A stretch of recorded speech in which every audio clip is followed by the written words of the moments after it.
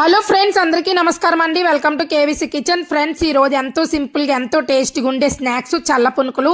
ఒక కప్పు బియ్యం పిండి తీసుకోవాలి. ఏ కప్ తోటి అయితే బియ్యం పిండి తీసుకున్నా అదే కప్పు తోటి పెరుగు తీసుకోవాలండి. ఒక లోతు గిన్నె తీసుకొని ఈ పెరుగు దాంట్లో వేసేసుకొని కొంచెం గిలకొట్టుకొని కొంచెం వాటర్ వేసుకొని బాగా కలుపుకొని మనం ముందుగా పక్కన పెట్టుకున్న బియ్యం పిండి వేసుకొని బాగా కలుపుకోవాలి. అలాగే 2 స్పూన్ల మైదా, 1 స్పూను గోధుమలోకి వేసుకొని బాగా కలుపుకోవాలండి. బాగా కలుపుకున్న తర్వాత కొంచెం నానబెట్టుకున్న శనగపప్పు వేసుకొని బాగా కలుపుకొని 1 గంట సేపు నానబెట్టుకోవాలి. గంట అయిన తర్వాత చిటికెడు తిని సోడా, 1 స్పూన్ జీలకర్ర, టేస్ట్కి తగినంత సాల్ట్, కొంచెం ఉల్లిపాయ ముక్కలు, అలాగే కొంచెం కొత్తిమీర ముక్కలు వేసుకొని బాగా కలుపుకోవాలి.